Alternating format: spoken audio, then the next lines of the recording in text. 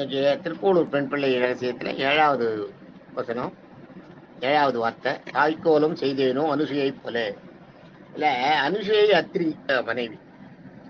இது நம்ம தெரிஞ்சுக்கணும். இல்ல என்னன்னா, இந்த அனுசூயை அத்திரிக்கு வந்து சிரஞ்சீவியா இருந்துட்டு இருக்காங்களாம். அவங்க வந்து இந்த மனுவந்திரம் ஆரம்பிச்சதுல இருந்தே இருக்காராம். பிரம்மா படைச்சது முதல்ல வந்து பிரம்மா வந்து 7 முனிவர்களை படைக்கிறார். அதுல அத்திரி ஒருத்தர். அவர் படைச்ச இன்னொருத்தர் வந்து கருத்திருமர்னு ஒருத்தர். அதுல அந்த இந்த தேவகுதியோட தேவகுதி இந்த தேவகுதிக்கு கல்யாணம் பண்ணி கொடுக்குறா. அத்திரிக்கு கல்யாணம் பண்ணி கொடுக்கும்போது கருத்திருமன், பிரம்மாவன் மகளோட கருத்திருமனோட கருத்திருமன் அப்பா பேர், தேவகியோட அப்பா பேர், இது அனுசூயாவோட அப்பா பேரு கருத்திருமன். அவருடைய மனைவி அப்பா அனுசூயாவோட அம்மா பேர் வந்து தேவகுதி. இவங்களுக்கு தேவகூதிக்கும் இந்த கருத்திருமனுக்கும் பிறந்தவதான் அனுசூயா. காலங்காலமா அவங்க உயிரோட இருக்காங்க. மனுவந்திரத்துல இருந்து இருக்காங்க. மனு ஆரம்பிச்ச நாள்ல இருந்து, பிரம்மா படைப்பு ஆரம்பிச்சதுல இருந்து இருக்காங்க. அது எப்படி முடியும்னா, தீர்க்காயுசுக்கான காரணம் என்னன்னா சுத்தாச்சாரம்ன்ற. சுத்தாச்சாரம்னா எதையுமே சரியா செய்யறது. பயங்கர தவோபலன் ஜாஸ்தி. அதே மாதிரி ஊருக்கு ஒண்ணு உள்ளுக்கு ஒண்ணு வெளியில ஒண்ணு எல்லாம் செய்யறது இல்லை. கரெக்டா அந்த நேம நிஷ்டையோட எல்லாத்தையும் கரெக்டா மெயின்டைன் பண்ணதுனால அவங்களுக்கு இறப்பே வரலையாம். அவங்கள வந்து அப்படியே இருந்தாராம். அதாவது அவங்க சொல்றாங்களாம், இந்த இதுல வந்து அந்த ஒரு இதுல அந்த ஏரியாவுக்குள்ள ஒரு அரசன் வந்தானா. ஒரு அரசன் வந்து ஒரு மரத்தடியில ஒரு ஒரு புலி அசைற மாதிரி இருந்தா, மான் தோலை போட்டுட்டு ஒரு பையன் வந்து சமைத்து இது பண்ணிட்டு இருக்கான், தயாரிச்சு ரெடி பண்ணிட்டு இருக்கான் தர்ப்பப்புல்ல. அது மான் தோலை இவன் போத்திட்டு இருக்கிறத பார்த்த உடனே மான் நினைச்சிட்டு ஒரு ராஜா அம்பு விட்டுறான். அந்த பையன் அங்க விழுந்து அடிபட்டு கத்திடுறான். ஓட்டு கத்துறான். உடனே இவன் ராஜா ஓடி போய் பாக்குறான். ராஜா ஒரு மைலுக்கு அந்த மானை அடிச்சான். இவன் இங்க இருந்து அங்க போறதுக்குள்ள அந்த மானையும் காணும், மனுஷன் சத்தம் கேட்டுது, அதையும் காணும், அம்பையும் காணும், எதையுமே காணும், போயிடான். உடனே அத்தி அப்படியே சுத்தின்னு வரா. அந்த ஒரு முனிவரோட ஆசிரமத்துல வந்து, இது மாதிரி இங்க யாராவது குழந்தைகள் இருக்காளா, நான் இது மாதிரி ஒரு அம்பு விட்டேன் தெரியாம அவ மேல பட்டுருக்கு, அவ போயிட்டு அவ்வளவு சந்தேகமா இருக்கு, என்ன ஆச்சுன்னு தெரியல, அது யாருன்னு தெரிஞ்சு அதுக்கு என்ன பரிகாரமோ அதை பண்றதுக்காக வந்திருக்கேன், இங்க யாராவது குழந்தை விட்டா ரிஷி குழந்தைகள் யாராவது இருக்காளான்னு கேக்குறேன். அப்ப இருங்க, எங்க ஆத்துல ஒரு பையன் இருக்கான், அவனை கூப்பிடுறேன், அவனா பாருங்க. உள்ள இருந்து கூப்பிடுறா, வரான் அந்த பையன். வந்து பார்த்த உடனே இவருக்கு அந்த பையன் தான் அடிபட்டது. அந்த பையன் தான், பொய் இல்லையா நான் பண்ணது, நான் செஞ்சது தப்பு இல்லையா, பொய் இல்லையான்னு சொல்றாரு. சொன்ன உடனே அப்ப திரும்ப சொல்றாரு, இந்த 24 மைல் தூரத்துக்கு இந்த இடத்துல இருந்து, அதாவது அவருடைய ஆசிரமத்துல இருந்து 24 மைல் தூரத்துக்கு எந்த யமன் நெருங்க மாட்டானா. அந்த இடத்துக்குள்ள எந்த உயிருக்குமே சாவு கிடையாது. அந்த ஒரு அது மாதிரி ஒரு சக்தியா அவளோட தவோ சக்தி அந்த இடத்துல அவ்வளவு பரவி இருக்கான்.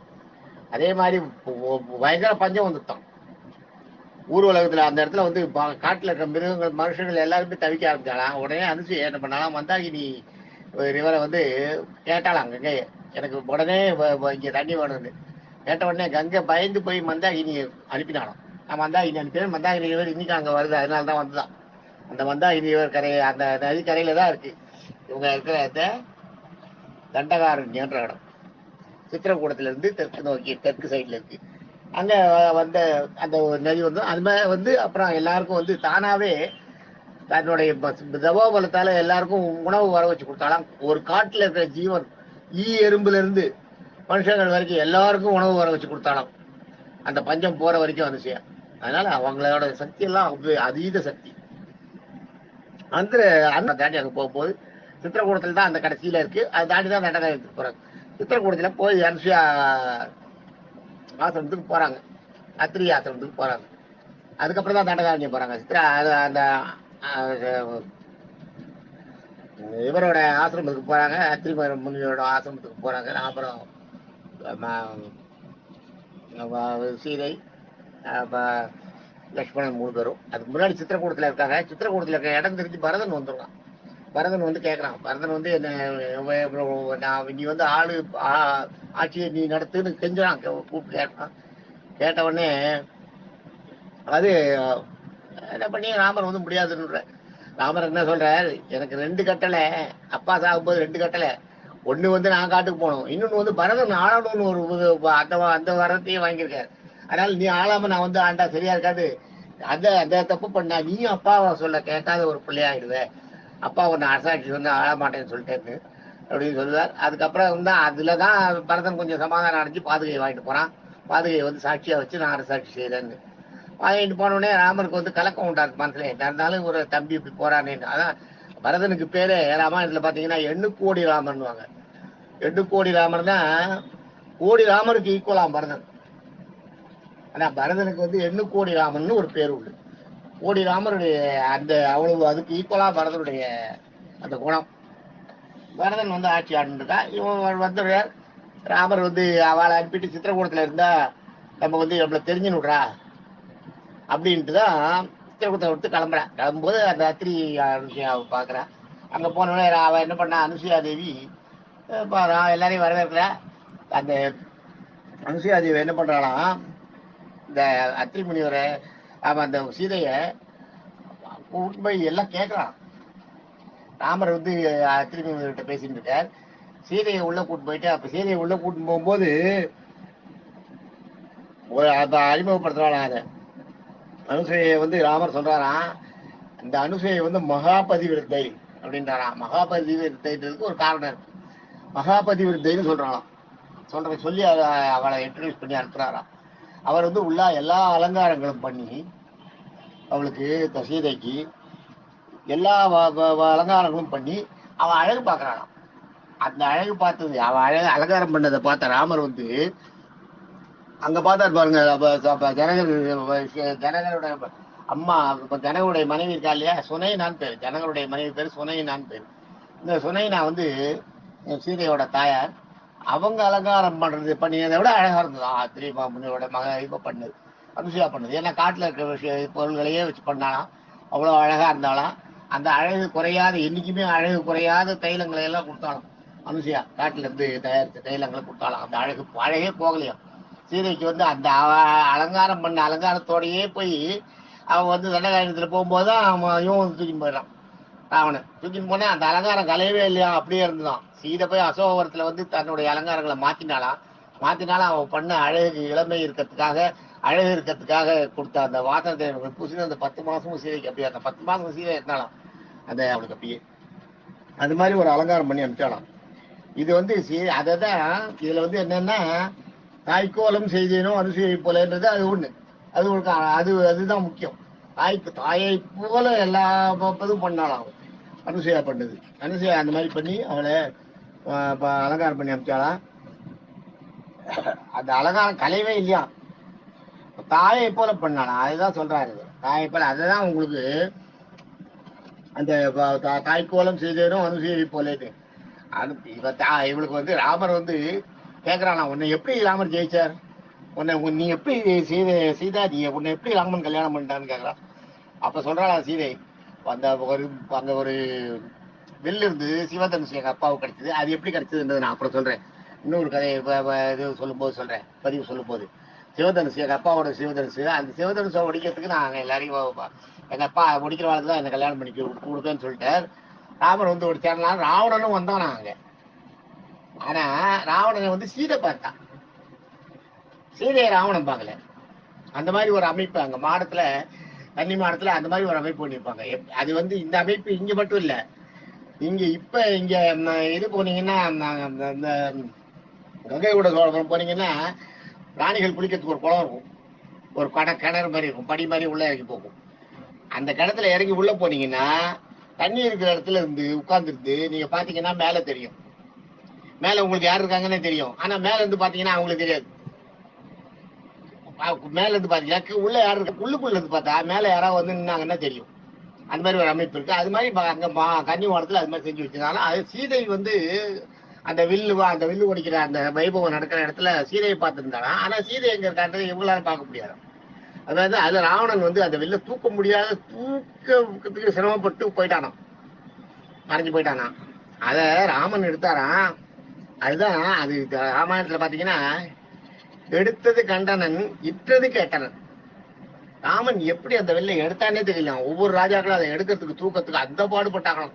படாத பாடுபட்டு என்னென்னோ பண்ணி நகர்த்தவே முடியல, அசைக்கவே முடியல, தூக்கி நிறுத்தவே முடியல. ராவணனாலேயே அந்த வில்ல வந்து தூக்கி நிறுத்த முடியல. தூக்கி அசைக்கிட்டு முடியாத மறுபடியும் வச்சுட்டான். அதை அசைஞ்சு கொடுத்தது கூட காரணம் என்னன்னா, அவன் ஒரு பெரிய சிவபக்தன். அதனால அந்த வில்லு அவனுக்கு அந்த மரியாதை, சிவபக்தன் மரியாதை கொடுக்கணுன்றதுக்காக ராவணன் வந்து தூக்கினப்ப அசைஞ்சுதான் அந்த வில்லு கொஞ்சம் அப்படி கொஞ்சம் மேல வந்துதான் இவன் தூக்கினப்ப. அப்புறம் மறுபடியும் அவனால முடியாத கீழே வச்சுட்டான். மற்ற ராஜாக்களை அது கூட பண்ண முடியும். ஆனா ராமன் வந்து ஒரே கையால எடுத்து அதுதான் சொல்றான் அந்த இடத்துல, எடுத்தது கண்டன அந்த வில்லை எடுத்ததுதான் பார்த்தாலாம். அடுத்தது இட்டது கேட்டனான், எப்படி அந்த நாணை இழுத்தான், எப்ப அம்ப எடுத்தான், எப்ப நாணை அதுல பூட்டினார், அது எப்ப இழுத்தார், எப்ப உடைஞ்சதுன்னே கேட்கல, தெரியலையா. எடுத்ததை பார்த்தாலாம், வில்லு உடைஞ்சதுக்கு அதை பார்த்தாலாம். இதுக்கு நடுவில் அந்த வில்லை எடுத்து நான் ஏற்றி அந்த வில்லை உடைச்ச அந்த நான் ஏற்றி அம்ப எடுத்து நான் ஏற்றினது வந்து யாருக்குமே தெரியலையா. அவ்வளவு சீக்கிரமா பண்ணாராம். அவ்வளவு அதிசீக்கிரமான அதான் எடுத்தது கண்டவன் இட்டது கேட்டதுன்னு ராமாயணத்துல வரும். அந்த மாதிரி வரணும். அது மாதிரி என்ன கல்யாணம் பண்ணிட்டாருன்னு இவன் சொன்னாலாம். சீதா சொன்னாலாம், அது மாதிரி எடுத்து பண்ணார், என்ன கல்யாணம் பண்ணார். ஆனா எங்க அப்பா எங்க ராமர் கல்யாணம் பண்ணிக்கல, எங்க அப்பா கிட்ட கேட்கணும்னு சொல்லிட்டார். வில்ல ஓடிச்சு அப்புறம் கூட ஜனகர் கேட்டப்ப, அப்புறம் ஜனகர் வந்து மரியாதையோட போய் எல்லா இதுவும் பூர்வீகமா போய் அப்பா கிட்ட கேட்டு அயோத்திக்கு போய் அயோத்தியில சொல்லி, அப்புறம் அயோத்தியில இருந்து தசரதன் வந்த அப்புறம் தான் எங்களுக்கு கல்யாணம் நடந்தது அப்படின்னு சொன்னாராம். இந்த கதையெல்லாம் சொல்லியிருந்தாளா அவகிட்ட. இதெல்லாம் தாய் மாதிரி, அதாவது தாயுடைய அன்பை அப்பயே காட்டினாலாம். இதுக்கு முன்னாடியே இதுல வந்து என்னன்னா, அனுசூயை வந்து மகாவிஷ்ணு, பிரம்மா, சிவன் 3 பேரும் ஒரு 3 தம்பதியரும் ஒரு இடத்துல பாக்குற மாதிரி இருந்துதான். அந்த நேரத்துல ஒரு சின்ன வாக்குவாதம் வந்தப்ப, உலகத்திலேயே பதிவிரத்தை யாரு, மகாபதிவிரத்தை யாரு, அதான் அவளுக்கு வந்து மகாபதிவிரத்தன் பேரு. இவளுக்கு அனுசூயை கேட்டாலாம். கேட்ட உடனே யாருமே தன்னுடைய மனைவின்றத சொல்லலையா, எல்லாருமே அனுசூயை சொல்லலாம் 3 பேரும். உடனே சரஸ்வதி, லட்சுமி, பார்வதிக்கு கோவம் வந்துட்டான். என்ன எங்களை சொல்லாதீங்க, அவளை சொன்னா அவ என்ன அவ்வளவு பெரியவளா, அவளுக்கு என்ன அவ்வளவு இருக்கான்னு தெரியுதா. ஆமா அப்படின்ற. சரி அப்படின்னா நீங்க 3 பேரும் அவகிட்ட போய் அவளோட சோதிச்சுட்டு வாங்க, சோதிக்கணும், நாங்க சொல்ற மாதிரி போங்க, போய் அவகிட்ட பிச்சை கேளுங்க, பிச்சை கேட்டு அவகிட்ட வந்து அவளை வந்து பிறந்த மேனியா எங்களுக்கு வண்ணப்படணும்னு சொல்லுங்க. சரின்னு 3 பேரும் போற ரிஷிகளா போறா. அதெல்லாம் நம்மளுக்கு உங்களுக்கு தெரியும் நினைக்கிறேன். ரிஷியா மாறிட்டு 3 முனிவர்கள் மாதிரி வேஷம் போட்டு போய் அந்த அவங்க இருக்கிற அந்த சாலை, அவங்க இருக்கிற இடத்துல போயிட்டு, இந்த ஆசிரமத்துல போயிட்டு அனுசூயா கிட்ட சொல்றாரு, இது மாதிரி எங்களுக்கு சாதம் போடணும், நாங்க வந்து 3 பேர் வந்துட்டோம், வர எல்லாம் பண்றேன், சாதம் போடணும், தளியை பண்ணி போடுறேன்னா இப்ப எல்லாம் பண்ணி வச்சிருக்கேன், போடுறேன்னு சொல்ற, நீ வந்து பிறந்த மெய்யா போடணும் அப்படின்ற. சொன்ன உடனே இவ என்ன பண்ற, போய் உடனே தியானம் பண்றா. இவ பெரிய பெரிய பயங்கர தவசக்தி தியானம் பண்றா. தெரியுது யாரு வந்திருக்கிறதுன்னு, நம்மள சோதிக்கிறாங்கன்னு தெரியுது. சரி நீங்க குளிச்சுட்டு வாங்க போடுறேன்றா. அவ 3 பேர் குளிச்சுட்டு வந்த உடனே 6 மாசம் குழந்தையா மாத்திடுறா. இவளோட தபோசக்தியால குழந்தையா மாத்திட்டு 6 மாசம் குழந்தைக்கு என்ன அன்னம் கொடுக்கணுமோ அதை ஊட்டிடுறா. 6 மாசம் குழந்தைக்கு என்ன சாப்பிடுமோ அதை கொடுத்துட்றா 3 குழந்தைகளுக்கும். குழந்தைகளுக்கு கொடுத்த உடனே 3 குழந்தையும் சாப்பிடுறது. சாப்பிட்ட உடனே அந்த குழந்தைகளுக்கு என்னன்னா, தான் யாருன்றதே மறந்து போறது. இந்த அனுசூயோட அந்த அவளுடைய பிரசாதத்தை சாப்பிட்ட உடனே இந்த குழந்தைகளுக்கு வந்து தான் வந்து சிவன், பிரம்மா, விஷ்ணுன்றதே மறந்து போறது. குழந்தைகள் 3 கோலாகலமா விளையாட ஆரம்பிச்சுட்டு, அந்த இடத்துல யமனே வராத இடம் இல்லையா, அத்திரியோட மகரிஷி ஆசிரமம். உடனே பார்த்தாரு, அத்திரி வந்தார், இந்த குழந்தைகள் ரொம்ப நல்லா இருக்கு, இப்படியே இருந்துட்டோம், எம்பகிட்டே இருந்துட்டு இப்படியே இருந்துட்டோம்ட்டு விட்டுறா. விட்ட உடனே காணும், போனவாழ வரலையே. உடனே இவா 3 பேர், பார்வதி, சரஸ்வதி, லட்சுமி, பார்வதி 3 பேரும் திண்டாடி, அப்புறம் அவ ஓடி வரா. ஓடி வந்து இங்க வந்து பார்த்தா, அனுசூயா ஆசிரமத்துக்கு போனவாழ வர காணுமின்னு வந்து பார்த்தா, இங்க குழந்தை 3 பேர் அது விளையாடிட்டு இருக்கா. அவ 3 பேர் இந்த லட்சுமி, சரஸ்வதி, பார்வதியை பார்த்து ஒண்ணுமே தெரியல அவளுக்கு. அவ மட்டும் குழந்தையா விளையாடிட்டு இருக்கா. பார்த்தா அப்புறம் அவ 3 பேர் வந்து அனுசூயா கிட்ட போய் கெஞ்சி, எங்க கணவர்களை எல்லாம் கொடுத்துரு எனக்கு அப்படின்னு கேட்டா, அதுக்கப்புறம் அவர் வந்து அனுசூயை வந்து இந்த தப்பு நடந்தது தெரிஞ்ச உடனே மறுபடியும் அனுசூயை கொடுத்துட்றா. அனுசூயை வந்து 3 பேரையும் மறுபடியும் அவங்களுக்கு பழைய உருவத்தை உருவாக்கி அவங்களுக்கு கூட அமைச்சிடுறா. 2வது முனிவர்கள் சாப்பிடுறாங்க இல்லையா, இந்த சாபத்தை நீக்கிற சக்தி இவங்க இந்த பிரஜாபதியோட அந்த பிரம்மா படிச்ச 7 ரிஷிகளும் ரிஷிபத்திகளுக்கும் உண்டு. அதுல அனுசூயும் உண்டு. சாபத்தை வந்து பெருமாளாலேயே நிற்க முடியாது. எந்த ஒரு இது நடந்தாலும் ஈஸ்வரனாலேயோ பெருமாளாலேயோ பிரம்மாவாலேயோ யாராவது ஒருத்தர் சாபம் கொடுத்தா அந்த சாபத்தை வந்து நீக்க முடியாது. சாபத்தை குறைக்கலாம், சாபத்தோட சக்தியை குறைக்கலாம், அதெல்லாம் சுத்தமா நீக்கவே முடியாது அவங்களால.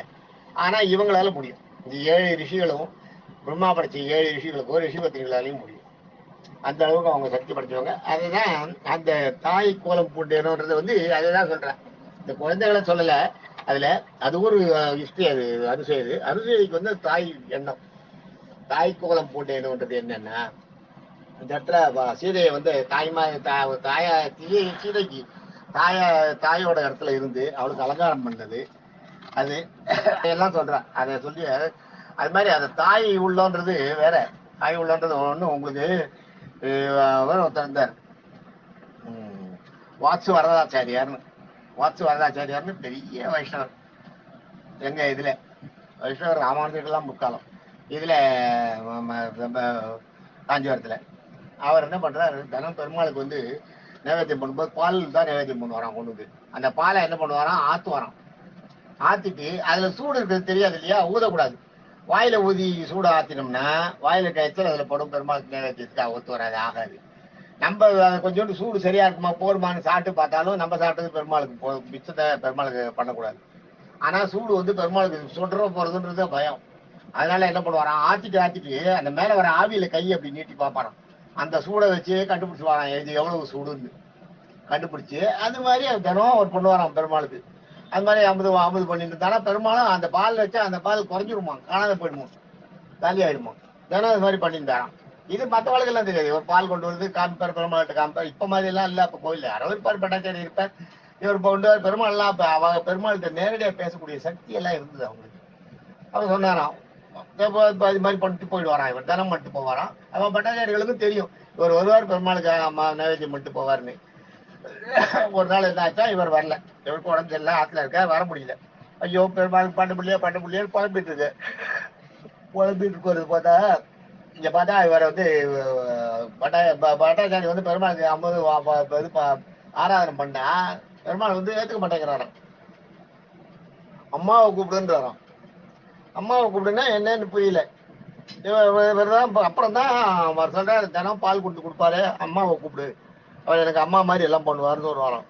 உடனே கொஞ்சம் அடிச்சு அவரை தேடி பிடிச்சி ஆத்துல உடம்பு சரியில்லை, அவரை கூட்டு வருவா. அவரை கூட்டு வந்து பாலை கொடுத்தப்பறம் தான் பெருமாள் வந்து இவா பண்ற நைவேத்தியத்தை ஏற்றாராம். அதனால அவர் வந்து அதனால அவருக்கு பேரு அம்மாள்னே பேரு. நடாதூர் ஊர் வந்து நடாதூர். அதனால நடாதூர் அம்மாள்ன்றது வந்து ரொம்ப ஃபேமஸ். இந்த ஆச்சாரிய பரம்பரை, வைஷ்ணவ ஆச்சாரிய பரம்பரை பெரிய தமிழ். என்னன்னா தாயாருடைய சக்தி என்ன அதை சொல்றதுக்கு வந்து நான் சொல்றேன். தாயாருடைய இது வந்து தாயாருடைய அந்த அந்த இது வந்து ரொம்ப அளப்பரியது. அந்த மாதிரி இதுல வந்து இந்த தாய்க்கோலம் செய்தவனோ அனுசூயை போல நான் என்ன மாதிரி ஏதாவது பண்ணிட்டேனா, அனுசூயை பண்ண மாதிரி நான் ஏதாவது இந்த திருக்கோளூர் பெருமாள், வைத்தமாநிதி பெருமாள், கும்பவல்லி தாயாருக்கு நான் ஏதாவது தாய்க்கோலம் ஏதாவது பண்ணிருக்கேனா, கும்பவல்லி தாயாருக்கு நான் தாய்க்கோலம் பண்ணிருக்கேனா, தாய்க்கோலமா இருந்து ஏதாவது அவங்களுக்கு ஆபரணம் அதெல்லாம் அணிவிச்சு அவங்களுக்கு ஆடை உடுத்தி பூ அலங்காரம் பண்ணி நான் பார்த்து அழகு பார்த்துருக்கேன்னா, எனக்கு அந்த இதுவும் கிடையாது. அதனால நான் இந்த ஊரை விட்டு போறதுல ஒன்றும் தப்பு இல்லைன்றாலும். இது 6வது பிரச்சனம். நாளைக்கு அடுத்ததை பார்ப்போம். தேங்க்யூ.